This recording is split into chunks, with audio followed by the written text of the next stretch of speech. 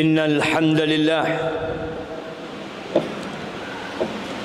نحمده ونستعينه ونستغفره ونعوذ بالله من شرور أنفسنا وسيئات أعمالنا من يهد الله فلا مضل له ومن يضلل فلا هادي له وأشهد أن لا إله إلا الله وحده لا شريك له وأشهد أن محمدا عبده ورسوله يا أيها الذين آمنوا اتقوا الله حق تقاته ولا تموتن إلا وأنتم مسلمون أما بعد معاشر المسلمين وزمرة المؤمنين رحمكم الله. Kenyamanan yang ada, kemudahan yang kita rasakan dalam kehidupan sekarang, segala sarana informasi, sarana transportasi, semua yang mungkin belum pernah dirasakan oleh generasi-generasi terdahulu, kita dapat merasakannya. Tapi tahukah kita jemaah bahwa ternyata WHO mencatat di 2019 bahwa kira-kira ada 800.000 manusia yang mati bunuh diri karena depresi. Apa sebenarnya yang terjadi? Bukankah seharusnya kenyamanan itu membuat orang jadi tenang hidupnya? Berbagai sarana hiburan diberikan, sehingga dengan sekedar memegang HP-nya dia terhibur, tanpa harus keluar keringat, tanpa harus berjalan menempuh perjalanan yang panjang di atas kursinya, di atas ranjangnya, di atas mobil dan motornya, dia dapat merasakan hiburan itu. Tapi ternyata mereka tidak terhibur, stres, jiwanya terganggu, mentalnya sakit. Ahibati fillah, penyebabnya adalah karena kita kurang beriman. Kita nggak kenal dengan Allah yang menciptakan langit 7 lapis dan menciptakan bumi dengan segala isinya. Buat apa sebenarnya Allah menciptakan itu? Ketika seorang tahu dengan penciptanya dan tahu tentang keberadaannya, dan dia tahu bahwa badai pasti berlalu lalang, bahwa cobaan demi cobaan harus dia lewatin, berbagai masalah ekonomi, sosial, politik dan apa saja, dia yakin bahwa kita nggak lama dalam kehidupan dunia ini. Allah mengatakan wa nabluukum bisyarri wal khairi fitnah wa ilaina turja'un. Kami memberikan ujian kepada kalian yang bentuknya kebaikan, kesenangan dan kesulitan serta keburukan. Fitnah, ujian buat kalian, dan kalian akan kembali kepada kita, kata Allah Azza wa Jalla. Berapa banyak mahasiswa yang mengakhiri hidupnya dengan bunuh diri karena skripsi tidak selesai. Beberapa waktu yang lalu, seorang tetangga membacok tetangganya sampai mati gara-gara sering ditanya kapan nikah, kapan kawin. Stres, depresi. Ya, tahun ini, bulan lalu, satu keluarga terjun dari apartemen, bapak, ibu bersama anak-anaknya. Kenapa? Bangkrut. Ahibati fillah, salah satu rukun Islam, dan itulah cara orang masuk ke dalam agama Islam, adalah asyhadu an la ilaha illallah wa asyhadu anna Muhammadar Rasulullah. Ketika seorang bersaksi bahwa Tuhannya adalah Allah, yang menciptakan dirinya adalah Allah, ada 8 miliar manusia, semua yang memberikan rizki kepada mereka adalah Allah, yang mengatur urusan mereka adalah Allah, binatang-binatang di lautan, ikan-ikan di sana, burung-burung di hutan, Allah yang memberikan makan kepada mereka. Maka orang akan tenang bahwa ternyata hidupnya ditanggung oleh Pencipta. Dia yakin bahwa seluruh umat manusia kalau berkelompok, bersatu padu untuk memberikan bahaya kepadanya, nggak akan bisa. Kecuali Allah, sekali lagi Allah. Begitu pula manfaat, nggak ada yang bisa memberikan manfaat kepada kita kecuali Allah Azza wa Jalla. Dan rukun iman salah satunya adalah beriman dengan takdir Allah Azza wa Jalla, yang baik dan yang buruk. Dulu ada sebuah ungkapan yang menyesatkan, yang mengatakan takdir itu kejam. Nah, Allah itu Ar-Rahmanir Rahim. Allah itu Maha Pengasih dan Maha Penyayang. Sebagian orang dikasih anak, sebagian orang nggak dikasih anak sama Allah. Sebagian orang ada sampai mati nggak nikah. Sebagian orang menikah dan ada yang bercerai. Ada yang sukses, ada yang bangkrut. Ada yang lulus, ada yang tidak lulus. Hadhil hayat. Ketika engkau beriman dan yakin bahwa semua ketentuan itu bermuasal dari Ar-Rahmanir Rahim, Al-Alim Al-Hakim, Al-Latiful Khabir, ala ya'lamu man khalaq wa huwa Al-Latiful Khabir, engkau akan tenang hidupmu. Ketika kau tahu la yukallifullahu nafsan illa wus'aha, Allah tidak memberikan beban kepada hamba di luar batas kemampuan dia. Kita yakin bahwa saya beban ini, aku mampu menghadapinya. Dari mana engkau tahu mampu? Ya, kalau aku bersandar kepada diriku sendiri, aku nggak mampu. Tapi Allah yang maha kuasa dan maha besar, yang dia mengatakan la yukallifullahu nafsan illa wus'aha. Ya, pinjol. Berapa banyak orang yang berpikir pinjol solusi untuk masalah dia. Akhirnya dia gali lubang, tutup lubang, terakhir dia masuk ke lubang dengan cara bunuh diri.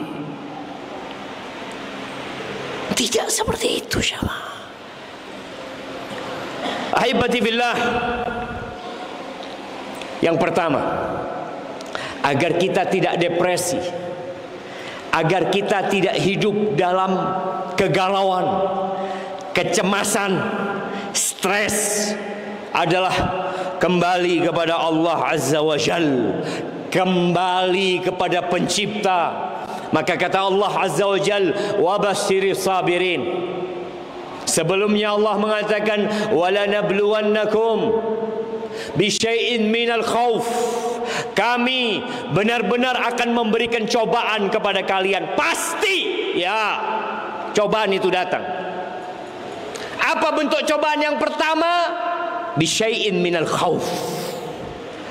Kecemasan, takut, khawatir, gimana nantinya, bagaimana nantinya, terus gimana, aku apa sikapku nanti.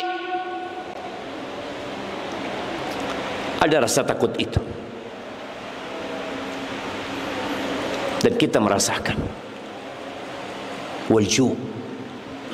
Ada sebagian yang ujiannya di ekonomi. Wa naqsim minal amwali wal anfusi wath thamarat.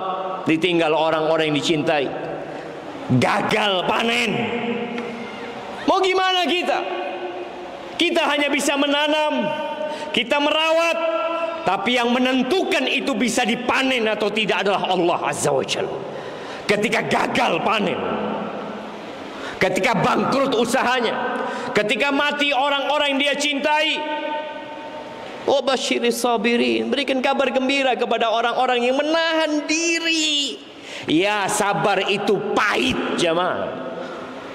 Sabar itu membuat kita meneteskan air mata, menggenggam tangan kita, menahan diri untuk melakukan tindakan-tindakan yang dimurkai Sang Pencipta. Tahan, pahit. Wa basyiris sabirin. berikan kabar gembira buat mereka. Siapa sih mereka? Lihat, ternyata obat depresi yang pertama adalah kembali kepada Allah. Orang sabar itu apa yang dia ucapkan? Inna lillah wa inna ilaihi raji'un. Kami itu milik Allah. Dia sadar dia bukan siapa-siapa. Dia mengakui dia tidak memiliki apa-apa. Dia milik Allah Azza wa Jalla. Rumah, kendaraan, usaha, bahkan nyawa dan raganya lillah. Dia milik Allah Azza wa Jalla. Wa inna ilaihi raji'un. Dan sesungguhnya kami akan kembali kepada Allah Azza wa Jalla. Jangan kembali kepada makhluk. Jangan bersandar kepada hamba sesama hamba denganmu. Kita tahu kisah Nabi Yaqub alaihi salam, bagaimana beliau kehilangan anak yang paling dia cinta. Apa kata beliau? Innama ashku bathi wa huzni ila Allah. Aku ni mengadu, mengeluh, curhat hanya sama Allah Azza wa Jalla. Sama Allah jemaah. Sebagian berfikir kalau dia curhat sama orang tuanya bisa membantu dia. Boleh jadi dia bikin depresi orang tuanya. Dia bikin stres keluarganya. Tapi ketika seorang mengadukan kepada pencipta, dia tahu yang bisa menyelesaikan hanya Allah. Dia yakin innama amruhu idza arada syai'an ay yaqula lahu kun. Allah tuh kalau ingin sesuatu jemaah, Allah tinggal ngomong kun, jadi jemaah. Terus kenapa kita nggak kembali kepada Allah? Kita masih meraba sana, meraba sini, bergantung ke sana, bergantung ke sini, bersandar di sana, bersandar di sini. Kapan kau bersandar sama Allah? Kapan kau bergantung kepada Allah? Kapan kau melupakan semuanya dan hanya yakin sama Allah Azza wa Jalla? Nabi Yaqub, innama ashku bathi wa huzni ila Allah wa a'lamu min Allah ma la ta'lamun. Apa balasan beliau?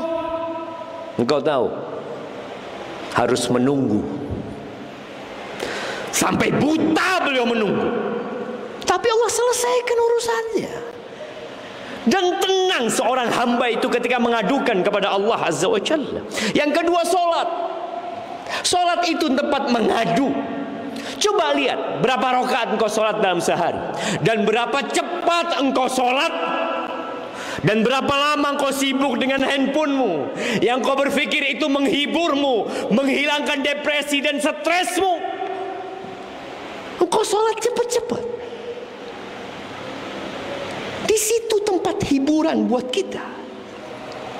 Apa kata Nabi alaihi salatu wasallam? Wa ju'ilat qurratu aini fi shalah. Dan dijadikan penyejuk pandanganku di salat itu. Apa yang lakukan Nabi alaihi salatu wasallam kalau punya masalah? Kana idza hazabahu amrun fazi'a ila shalah. Beliau kalau dirundung permasalahan, banyak masalah beliau. Menghadapi keluarga, menghadapi para sahabatnya, menghadapi musuh-musuhnya. Secara ekonomi sulit, ya.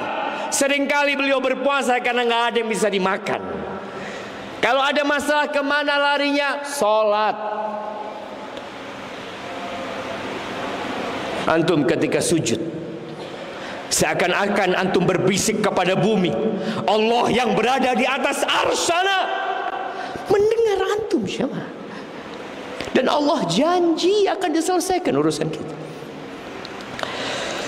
Ya. Yang ketiga, zikrullah. Salat butuh effort lebih. Kita harus berwudu, kita harus memakai yang menutup aurat, kita harus menghadap kiblat. Ada yang harus dia kerjakan. Kadang-kadang kita capek, lelah, maka zikrullah. Sudah, antum di tempat antum baca. Apa yang bisa antum baca? Baca subhanallah, baca alhamdulillah, baca Allahu akbar. Baca zikirnya Nabi Yunus. La ilaha illa anta subhanaka inni kuntu minadh zalimin. Terus baca. Apa kata Allah? Ala bi dzikrillah tatmainnul qulub. Hati jadi tenang dan damai itu karena zikir, mengingat Allah Azza wa Jalla. Tapi kalau kita ingat sama manusia, apa kata manusia nantinya? Gimana kalau akan ditanya sama manusia? Manusia yang kita seharusnya berlindung dari godaan manusia, malah kita takut dengan mereka. Seharusnya engkau mengingat Allah dan bukan mengingat manusia. Aqulu qawli hadha wa astaghfirullah li wa lakum wa li sa'iril mu'minin wal mu'minat fastaghfiruh innahu huwal ghafurur rahim.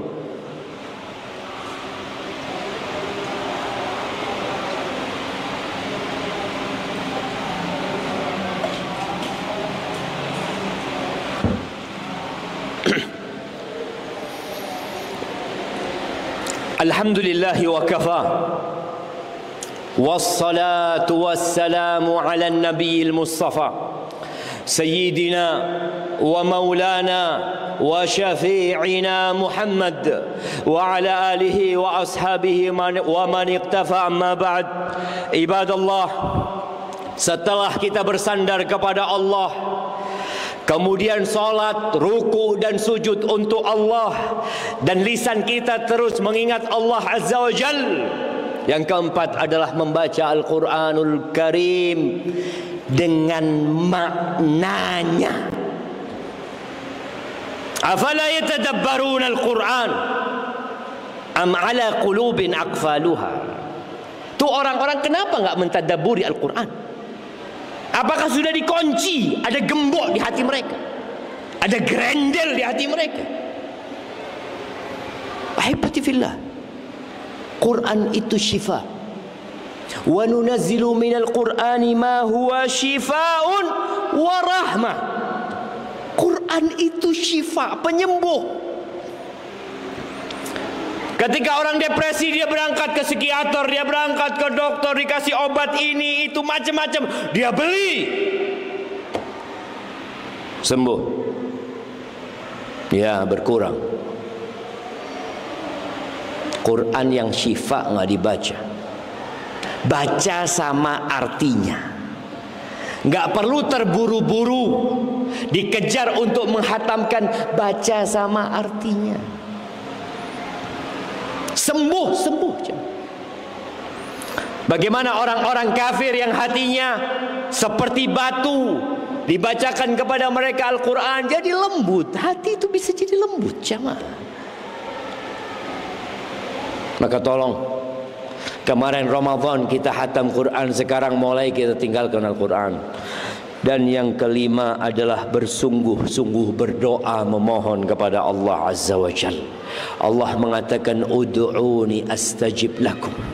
Kalau yang pertama bersandar dengan hatinya, bahwa dia tidak meminta, memohon kecuali kepada pencipta. Yang terakhir, dia angkat tangan, dia bersimpuh, dia memanggil nama Allah Azza wa Jal. Nabi kita Muhammad alaihi salatu wassalam ketika perang Badar, dia tahu 300 belasan orang harus menghadapi 1000 pasukan dengan senjata lengkap, dan secara logika kalah. Maka beliau angkat tangan sampai selendangnya jatuh.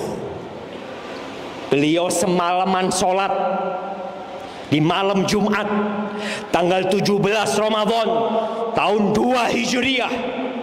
Beliau angkat tangan mengatakan, Allahumma anjiz ma wa'adtani, Allahumma anjiz li ma wa'adtani, Allahumma atini ma wa'adtani, Allahumma intuhlik hadhihi al-isabah. Ya Allah, kalau sahabat-sahabatku kalah hari ini, kalau mereka terbunuh hari ini, Engkau gak bakal disembah lagi di muka bumi ini, ya Allah. Minta sungguh-sungguh sama Allah. sampai jatuh selendang beliau. Datang Abu Bakar dari belakang, dipeluk Rasul sallallahu alaihi wasallam. Abu Bakar mengatakan, "Innallaha munjizu wa'dahu ya Rasulullah." Allah akan tepati janjinya ya Rasulullah. Iya, Allah enggak pernah ingkar janji. Tapi seberapa kesungguhan kita minta sama Allah Azza wa Jalla? Kita kena mintanya santai, minta dengan sungguh-sungguh. Apapun masalahmu, nggak ada yang mustahil buat Allah. Tak ada semua. Ahibati fillah, hari ini hari Jumat, perbanyak salawat buat Nabi alaihi salatu wassalam. Dan di akhir Jumat ada waktu mustajab untuk berdoa. Berdoalah dengan sungguh-sungguh. Angkat tangan, yakin bahwa Allah akan mengabulkan. Dan Allah tidak mengabulkan doa dari hati yang lalai dan terlena. Innallaha wa malaikatahu yusalluna 'alan nabi ya ayyuhalladzina amanu sallu 'alaihi wa sallimu taslima. Allahumma salli wa sallim wa zid wa barik wa an'im ala abdika wa rasulika sayyidina wa habibina wa maulana Muhammad wa ala alihi wa ashabihi ajma'in.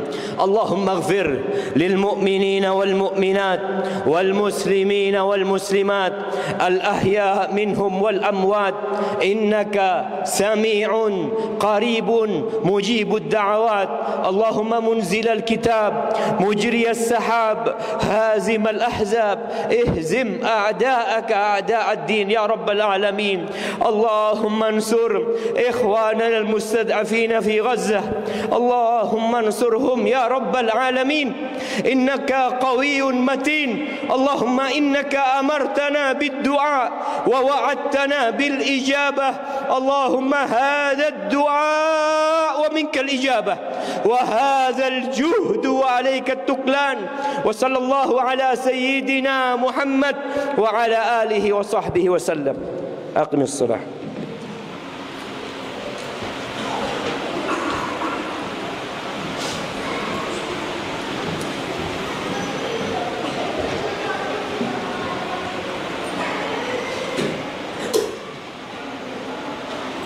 Allah